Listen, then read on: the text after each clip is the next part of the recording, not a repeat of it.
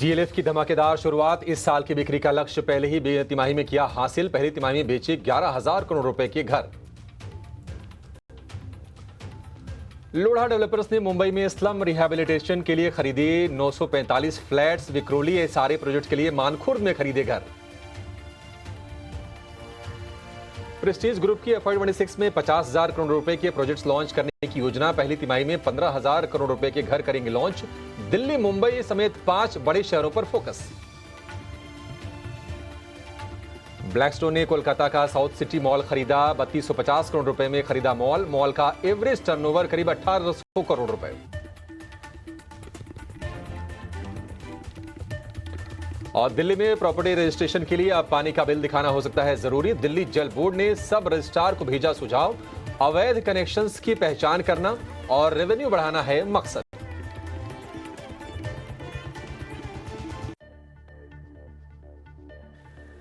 नमस्कार, स्वागत है आपका 18 और स्वदेश पर। आप देख रहे हैं प्रॉपर्टीज को लेकर हमारा खास शो स्वदेश स्मार्ट शहर। अगर आप भी दिल्ली या एनसीआर में घर खरीदने का प्लान कर रहे हैं तो आज का शो आपके लिए बेहद जरूरी है, क्योंकि आज हम आपको बताएंगे कि किस तरह सुविधाओं के नाम पर आपको दोहरा नुकसान झेलना पड़ रहा है।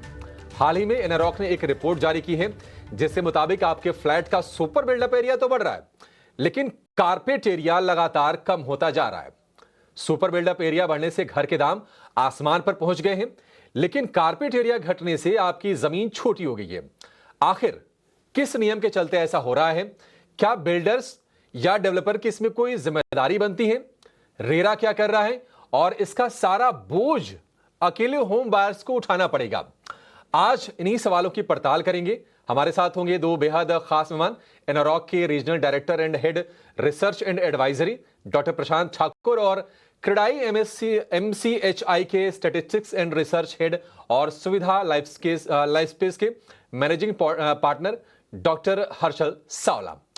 साथ में होंगी रियल एस्टेट से जुड़ी इस हफ्ते की टॉप 10 खबरें। लेकिन सबसे पहले देखते हैं ये खास रिपोर्ट।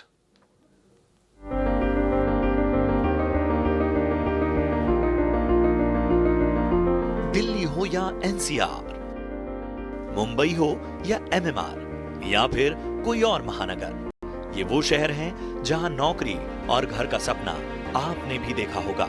नौकरी भले छोटी ही मिल जाए, लेकिन घर सबको बड़ा और आलीशान ही चाहिए। अब आपके बड़े घर के इसी सपने को भुना रहे हैं बड़े बड़े बिल्डर्स और डेवलपर्स, जो घर खरीदारों को लुभाने के लिए gym, club, house, rooftop garden, grand lobbies जैसी सुविधाएं देकर लुभा रहे हैं। घर खरीदार भी इन सुविधाओं के लिए जेब ढीली करने से गुरेज नहीं कर रहे। लेकिन क्या आप जानते हैं, इन सुविधाओं के नाम पर आपको दोहरा नुकसान उठाना पड़ रहा है। एनारॉक की एक रिपोर्ट की माने तो फ्लैट्स में लोडिंग फैक्टर का लोड लगातार बढ़ता जा रहा है, जिससे आपका सुपर बिल्डअप एरिया तो बढ़ रहा है, लेकिन कारपेट एरिया घटता जा रहा है। रिपोर्ट के मुताबिक आप जिस फ्लैट का 100% पैसा चुका रहे हैं, उसमें से सिर्फ 60% एरिया में ही आप रह पा रहे हैं। बाकी 40% area lift, lobby, corridor, club house और जिम में चला जा रहा है। दरअसल एमिनिटीज देने के नाम पर बिल्डर्स ने कारपेट एरिया घटाकर एवरेज लोडिंग को 40% तक पहुंचा दिया है, जिससे फ्लैट मालिकों को रहने के लिए जगह कम मिल पा रही है। साल दर साल घट रहे लोडिंग फैक्टर पर दिग्गज प्रॉपर्टी कंसल्टेंट एनारॉक ने रिपोर्ट निकाली है, जिसके मुताबिक पिछले 6 साल में लोडिंग फैक्टर 9% बढ़ा है। रिपोर्ट के मुताबिक 2019 में एवरेज लोडिंग फैक्टर 31% था, जो 2025 की पहली तिमाही में बढ़कर 40% पर पहुंच गया। MMR में औसत लोडिंग सबसे ज्यादा 43% पर पहुंच गई है, जो 2019 में 33% थी। तो दिल्ली NCR में औसत लोडिंग 31% से बढ़कर 41% पर पहुंच गई। बेंगलुरु में 41%, पुणे में 40%, हैदराबाद में 38% और कोलकाता में 39% हो गई है, जबकि चेन्नई में लोडिंग फैक्टर सबसे कम 36% है। आदर्श लोडिंग फैक्टर की बात करें तो किसी भी अपार्टमेंट में ये 30% से कम होना चाहिए। अगर लोडिंग फैक्टर इससे ज्यादा है तो साफ है कि आप घर के लिए पैसे तो बिल्टअप एरिया के हिसाब से दे रहे हैं, लेकिन आपका कारपेट एरिया कम है, जिससे ज्यादा पैसे देने के बावजूद आपको घर छोटा मिलेगा। ब्यूरो रिपोर्ट, ईटी नाउ स्वदेश।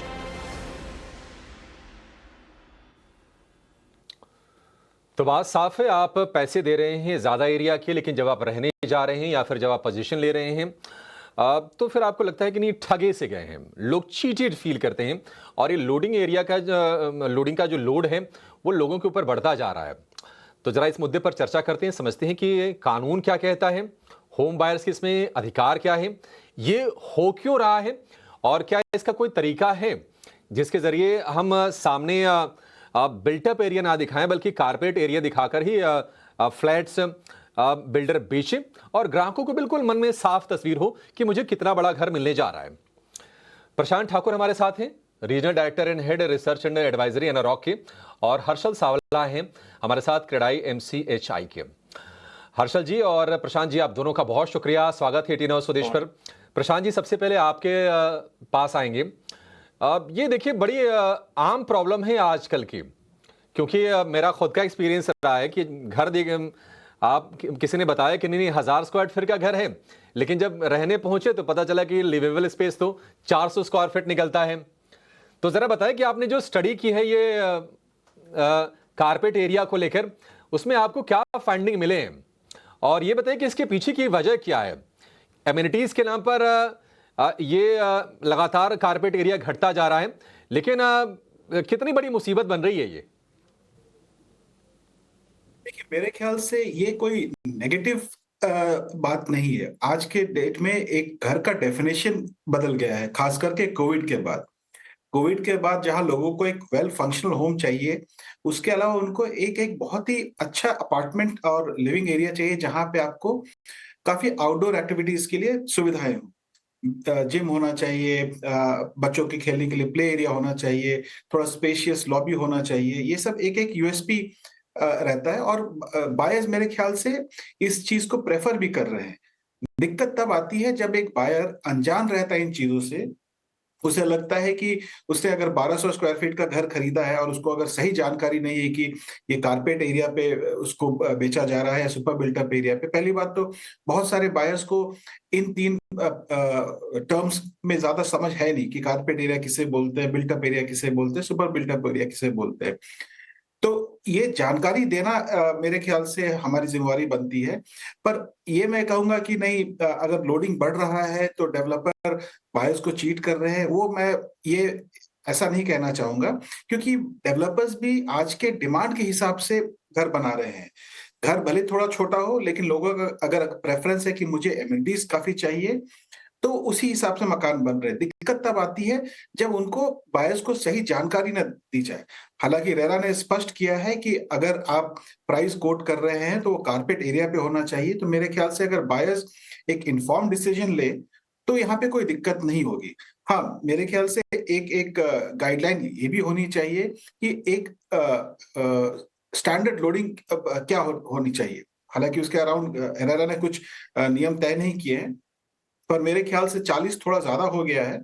और इसके कारण यही हुआ है कि आप देखेंगे बहुत सारे बड़े प्रोजेक्ट में आज के डेट में क्लब हाउस के साइजेस बढ़ गए हैं, एक के बजाय 2 स्विमिंग पूल्स आ रहे हैं, ओपन एरिया काफी दिए जा रहे हैं। तो प्रोज एंड कॉन्स दोनों हैं, पर हम ये अपने रिसर्च के माध्यम से ये हाईलाइट करना चाहते हैं कि बायर्स एक इन्फॉर्म डिसीजन लें। और बढ़ता हुआ लोडिंग जरूरी नहीं है कि कुछ नुकसान हो। आप देखिए, वो अगर आपको सुपर बिल्टअप एरिया में क्या लोड हो रहा है, उसके ऊपर आपको ब्रेकअप मिलना चाहिए। ठीक है, ठीक है प्रशांत जी। देखिए, एमिनिटीज तो बढ़ रही हैं, लेकिन कई बार होता क्या है ना कि अंदाज़ा नहीं लग पाता है कि मतलब जब बिल्डिंग बन के एक्चुअल जब तैयार हो जाएगी तो जो लिवेबल स्पेस होगा फिर वो कितना होगा। हर्षल जी, आपसे ये जानना चाहेंगे इस चीज़ को लेकर रेरा का नियम क्या कहता है, और दूसरी चीज़, क्या सेल डीड में ये मेंशन होता है कि फ्लैट का कारपेट एरिया कितना रहने वाला है? जहां तक रेरा की बात है, नियम स्पष्ट है कि जो भी सेल होना चाहिए वो कारपेट पे ही होना चाहिए और सेल डीड में भी कारपेट ही लिखा जाना चाहिए। जो एक मॉडल सेल एग्रीमेंट हम बोलते हैं उसके अंतर्गत भी कारपेट ही लिखना चाहिए। बट थोड़ा मैं डाइग्रेस करूंगा। ये जो लोडिंग फैक्टर की बात चल रही है, सबसे पहले तीन प्रकार की बिल्डिंगें रहती है। एक जिसे हम हाई राइज बिल्डिंग कहते हैं, जो अधिकतर मुंबई और पुणे वगैरह शहरों में देखी जाती है, जो 100 मीटर्स से ऊंची बिल्डिंग रहती है। दूसरी बिल्डिंग रहती है जिसे हम लेआउट ओरिएंटेड डेवलपमेंट कहते हैं, जिसमें बहुत सारी एमिनिटीज रहती है। ये 2 एकड़, 3 एकड़, 4 एकड़ के प्रोजेक्ट्स रहते हैं, जिसमें मल्टीपल डेवलपमेंट होता है। और तीसरी जो कहते हैं हम stand alone independent building, low rise बनती है, 70 मीटर या 32 मीटर की बिल्डिंग बनती है। अब ये तीनों बिल्डिंग में आपको जो फर्क है कारपेट एरिया और कंस्ट्रक्शन एरिया का, वो आपको अलग मिलेगा। लोडिंग क्या है, एक फैक्टर है between construction area and carpet area. तो सबसे पहला इंपॉर्टेंट समझने की बात यह है कि जब आप हाई राइज बिल्डिंग बनाते हो तो नेशनल बिल्डिंग कोड है, लोकल अथॉरिटीज है जैसे बीएमसी, इनके रूल्स रेगुलेशंस है, जिसके वजह से आपको सर्टन मैंडेटरी कॉमन एरियाज बनाने पड़ते। इट्स कंपलसरी, नहीं तो वो अप्रूव ही नहीं हो सकते। फॉर एग्जांपल, आपको एक एक्स्ट्रा फायर लिफ्ट देनी पड़ेगी, आपको 2 मीटर के 2-2 स्टेयरकेस देने पड़ेंगे। तो ये सब नॉर्म्स की वजह से आपका कंस्ट्रक्शन एरिया बाय डिफॉल्ट बढ़ जाता है। यहाँ पे किसी डेवलपर की कोई चॉइस नहीं रहती, ये as per national building code है। दूसरी बात है, जब आप लेआउट में जाते हैं, जैसे प्रशांत जी ने आपको एक्सप्लेन किया, वो by default it's a choice. अगर आपको कोई बाहर क्लब हाउस नहीं चाहिए, आपके घर के अंदर ही आपकी लेआउट के अंदर ही आपको सब एमिनिटीज चाहिए, तो it's a choice, inform choice आप ले सकते हैं। और तीसरी चीज है, अगर आपको लोडिंग फैक्टर नहीं चाहिए तो आप स्टैंड अलोन इंडिपेंडेंट बिल्डिंग में जाइए, जिसके अंतर्गत आपका जो कंस्ट्रक्शन एरिया और कारपेट एरिया उसमें ज्यादा फर्क नहीं रहता। और अगर लो राइज रहेंगे तो जैसे चेन्नई जैसे शहर है, वहां ज्यादा हाई राइज बनती नहीं है, तो आपको सबसे एफिशिएंट बिल्डिंग दिखेगी। तो ये 3 बिल्डिंग्स प्रकार की जो है समझना जरूरी है। और लास्ट टिप में जो कस्टमर को देना चाहूंगा, कोई भी बिल्डिंग में आप खरीदो, चाहे हाई राइज हो, लो राइज हो, स्टैंड लोन हो या लेआउट हो, आप अल्टीमेटली आपका कंपैरिजन कारपेट एरिया पे ही कीजिए, ताकि आपको एप्पल टू एप्पल कंपैरिजन मिलेगा और आपको समझेगा कि एग्जैक्टली आप पर स्क्वायर फुट ऑन कारपेट कितना पे कर रहे हैं।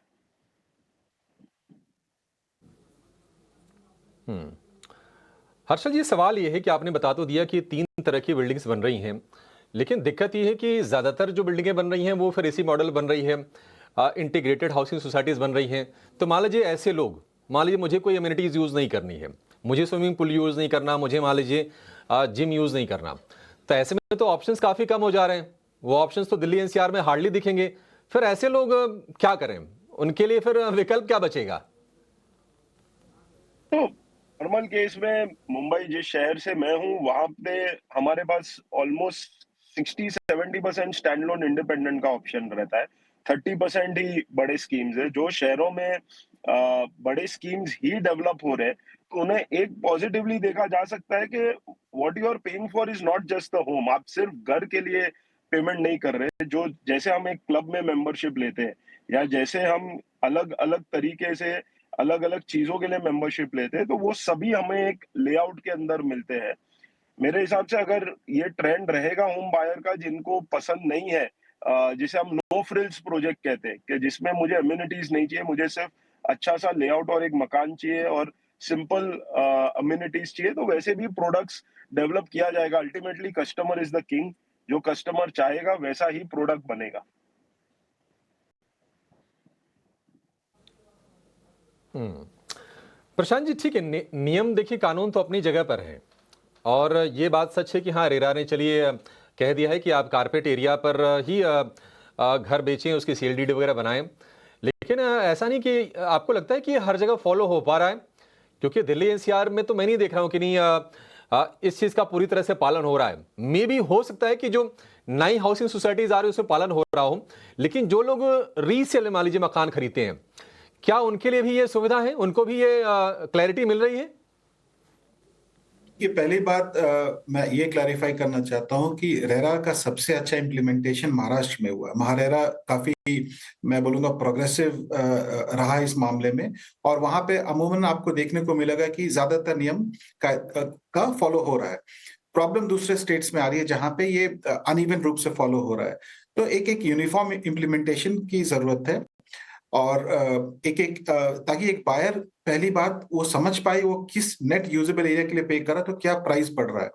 कभी कभी होता क्या है कि आपको अगर प्राइस सुपर बिल्टअप एरिया पे बताया जाए तो शायद प्राइस उतना आपको ज्यादा लगे नहीं, वही अगर आपने पूछ दिया कारपेट एरिया पे अगर डेवलपर को बताना पड़े तो शायद ज्यादा लगता है।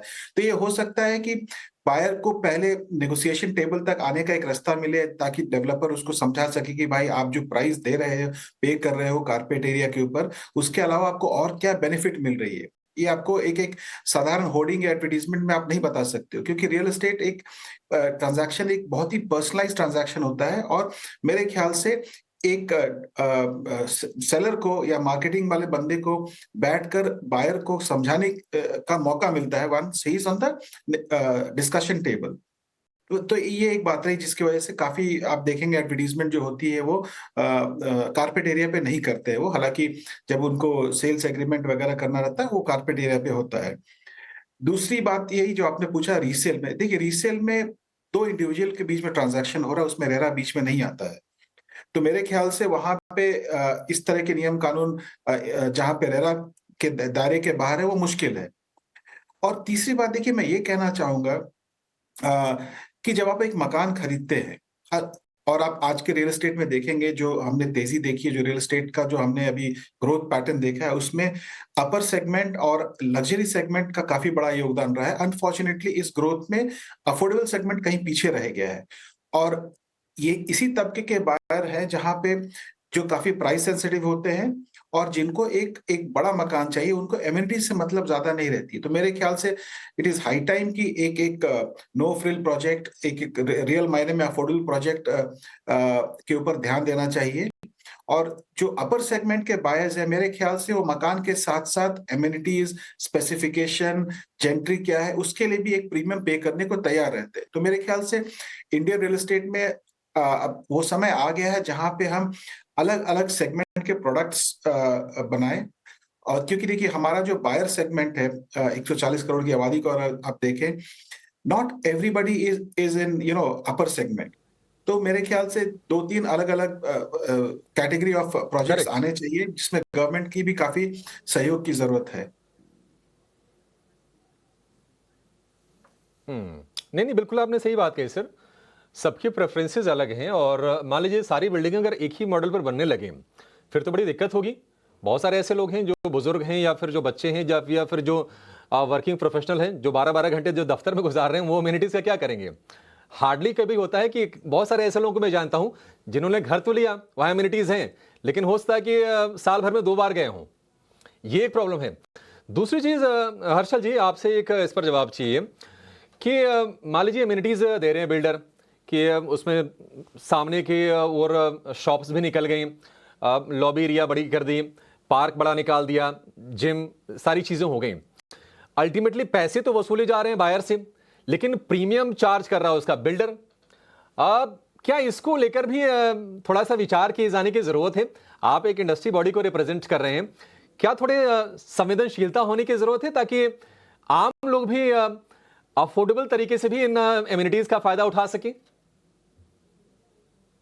आई थिंक रियल एस्टेट जो सेक्टर है ना, वो काफी डिमांड ड्रिवन है। पहले वो सप्लाई ड्रिवन हुआ करता था कि जो सप्लाई आता था उसको ऑब्जॉर्ब किया जाता था, but I think over the time market mature हो गया है, और जिधर भी डेवलपर को दिखता है डिमांड है, जिस सेगमेंट में वो कॉन्फिडेंस है उसको कि वैसा प्रोडक्ट बनेगा, वैसी चीजें बनेगी और वो बिकेगी, तो वो वैसे प्रोजेक्ट डालता है।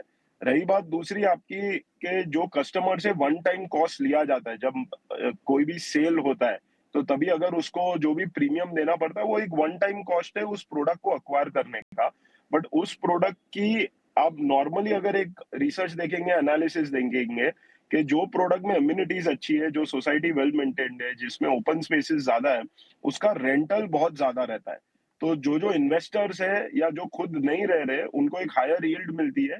जो लोग रह रहे और उनको जब भी रीसेल करना है, तो कभी भी रीसेल में वो सोसाइटीज जो बेटर मेंटेन्ड है, जिसकी अम्यूनिटीज ज्यादा है, उनको रीसेल वैल्यू भी मार्केट से ज्यादा मिलती है। तो ये एक प्रकार की इन्वेस्टमेंट है जो शुरू में आप एक हायर प्राइस पे करते हो, बट अल्टीमेटली वो आपको बेनिफिट ही दे जाता है लॉन्ग टर्म में।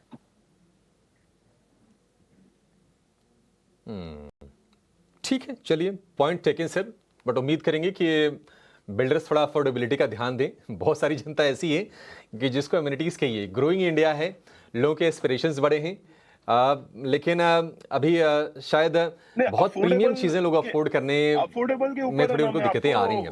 लेकिन ये है कि हाँ, रेरा का इम्प्लीमेंटेशन भी सही से हो और सिर्फ महाराष्ट्र में नहीं हो, बाकी जगहों पर भी हो, हम ये उम्मीद करके चलेंगे। बहुत शुक्रिया प्रशांत जी और हर्षल जी आज समय देने के लिए और हमारे साथ इस खास कार्यक्रम में जुड़ने के लिए। फिलहाल स्वदेश स्मार्ट शहर में एक छोटे से ब्रेक का वक्त हो गया है। ब्रेक के बाद जब लौटेंगे तो रियल एस्टेट की 10 बड़ी खबरें आपके सामने लेकर आएंगे। आप बने रहिए हमारे साथ।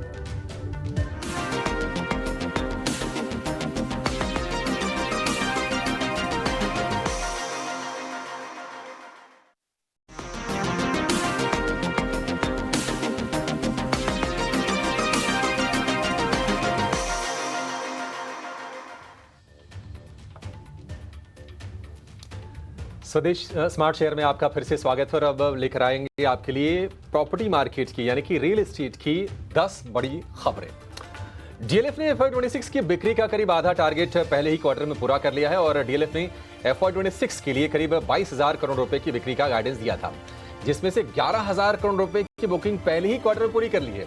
कंपनी को गुरुग्राम की हाई एंड प्रोजेक्ट प्रेवाना नॉर्थ की जबरदस्त बिक्री से फायदा हुआ है। कंपनी ने इस प्रोजेक्ट में 1164 यूनिट्स लॉन्च की थी, जिनकी सारी यूनिट्स प्री लॉन्च फेज में ही बुक हो गई। लोढ़ा डेवलपर्स ने मुंबई के मानखुर्द में 945 ट्रांजिट कैंप अपार्टमेंट्स खरीदे हैं। कंपनी ने इसके लिए करीब 560 करोड़ रुपए चुकाए हैं। कंपनी ने विक्रोली में चल रहे स्लम रिहेबिलिटेशन प्रोजेक्ट को पूरा करने के लिए ये फ्लैट्स खरीदे हैं। इन अपार्टमेंट्स का कुल एरिया 3.25 लाख स्क्वायर फीट है। ब्लैकस्टोन ने कोलकाता की सबसे बड़े शॉपिंग मॉल में से एक साउथ सिटी मॉल को 3,250 करोड़ रुपए में खरीद लिया है। इस डील में एनारॉक ने ट्रांजैक्शन एडवाइजर की भूमिका निभाई। करीब 10 लाख वर्ग फुट में फैला इस मॉल में 150 से ज्यादा स्टोर्स हैं, जिसमें भारतीय और अंतर्राष्ट्रीय ब्रांड्स भी शामिल हैं। मॉल की औसत सालाना टर्नओवर 1,800 करोड़ रुपए से ज्यादा है। गोदरेज प्रॉपर्टीज ने बेंगलुरु में 1,500 करोड़ रुपए का हाउसिंग प्रोजेक्ट लॉन्च किया है। ईस्ट बेंगलुरु में 14 एकड़ जमीन पर बनने वाला यह प्रीमियम रेजिडेंशियल प्रोजेक्ट होगा। 1.5 मिलियन वर्ग फीट वाले इस प्रोजेक्ट से कंपनी को करीब 1,500 करोड़ रुपए के रेवेन्यू का अनुमान है। महारेरा ने गोदरेज प्रॉपर्टीज को 6 होम बायर्स को बिना ब्याज के पैसे लौटाने का आदेश दिया है। राज कपूर स्टूडियोज के रीडेवलपमेंट में बन रही गोदरेज आरकेएस प्रोजेक्ट में इन खरीदारों ने बुकिंग की थी, लेकिन कोविड के बाद इन्होंने फाइनेंशियल दिक्कतों का हवाला देते हुए प्रोजेक्ट से बाहर निकलने की मांग की थी। इस अपील पर महारेरा ने यह निर्देश दिया है। माहडा मुंबई के जोगेश्वरी ईस्ट में प्रधानमंत्री ग्रांड प्रोजेक्ट यानी PMGP कॉलोनी की रीडेवलपमेंट प्रोजेक्ट के लिए टेंडर डाला गया है। इस प्रोजेक्ट के तहत 984 परिवारों को 450 स्क्वायर फुट का नया फ्लैट देने की योजना है, जो मौजूदा 180 स्क्वायर फीट के घर के मुकाबले काफी बड़े हैं। यह पूरा प्रोजेक्ट करीब 7 एकड़ में फैला हुआ है। दिल्ली में प्रॉपर्टी रजिस्ट्रेशन के लिए पानी का बिल दिखाना जरूरी हो सकता है। दिल्ली जल बोर्ड ने सब रजिस्ट्रार ऑफिस को यह सुझाव भेजा है। जल बोर्ड का कहना है कि इसके अवैध कनेक्शंस की पहचान की जा सकेगी और रेवेन्यू भी बढ़ेगा। पानी के वैध कनेक्शन कम होने और अनाधिकृत कॉलोनियों में अवैध कनेक्शनों से जल बोर्ड को हर साल भारी नुकसान हो रहा है। महाराष्ट्र के रियल एस्टेट रेगुलेटर महारेरा के पास अब तक 29,375 शिकायतें दर्ज की जा चुकी हैं। इनमें से करीब 21,890 मामलों का निपटारा हो चुका है, लेकिन अभी 7,310 शिकायतों पर फैसला आना बाकी है। इनमें से कई केस तो 5 साल से अटके हुए हैं, जबकि रेरा कानून के मुताबिक ऐसे मामलों को 6 महीने के अंदर निपटाना होता है। और बॉलीवुड के मशहूर एक्टर ऋतिक रोशन ने मुंबई के अंधेरी में 3 फ्लैट्स बेचे हैं, जिसकी कुल कीमत करीब 7 करोड़ रुपए है। इन फ्लैट्स का कुल साइज 2000 स्क्वायर फीट का है।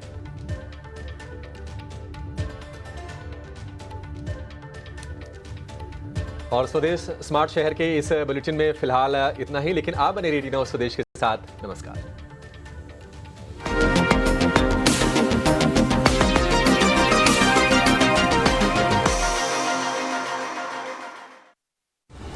In association with SBI.